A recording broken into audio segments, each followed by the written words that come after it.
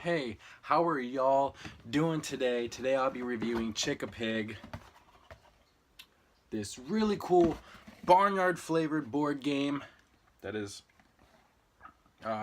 produced by self-published.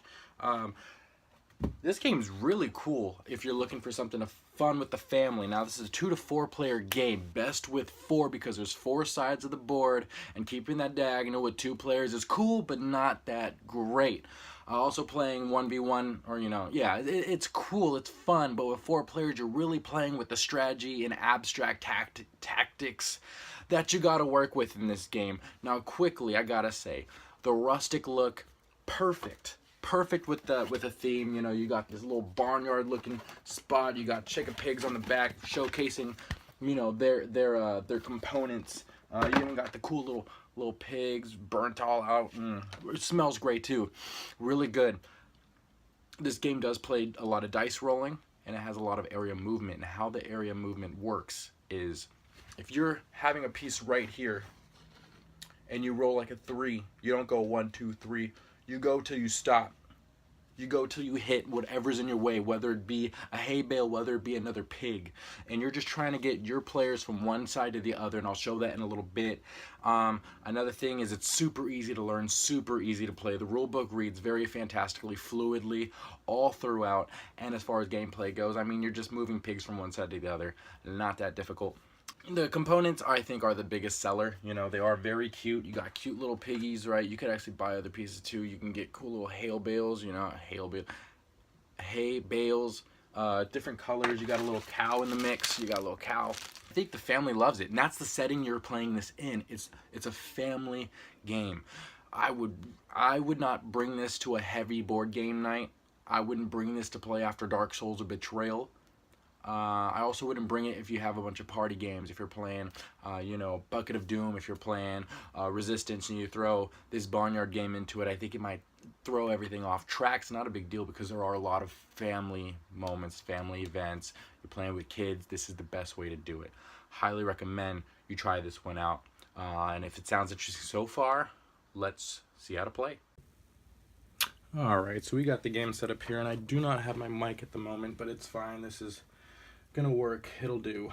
So what we have now is the board set up for 2 players. We have yellow on one side, blue on the other. Recognize where the hay bales are set up per color. And how the game works is fairly simple. Begin by rolling to see who goes first. Now for this example, blue is gonna go first. They're gonna roll 4. I have options here. I can move my pigs or my hay bales. Now if I move a hay bale, each move counts as one roll, one of the rolls. So I want to set this up in a way that my pigs get to the other side. Now keep in mind, every movement with pig, there's no stop limit until they've run into something. I don't know if you're familiar with those types of strategy games, but let's say, for example, I do one move with the hay bale, another move with the hay bale, one move with the pig, another move with the pig. That's 4 moves, right? You see how I'm setting myself up to score? I mean, of course, you can never fully block somebody's goal, but what you see here is to get all your pigs into the goal. All of your side has to be in their side. Now, as far as the hay bales go, you can move them to get in front of your opponents, or you can move them strategically to get you where you need to go. A couple other options we have, of course, is the 1. Now, this is going to be the cow symbol here. Cow symbol means the cow is initially released from the pen, and you can place it anywhere you want. When the cow is rolled again, and that was that, a dung pile is put there. Let's say he wants to go. He's gonna go to the end here, right? For sake of argument, let's just say he's already done that. This is removed, but he gets a dung card, and these are usually pretty bad to have. And vice versa.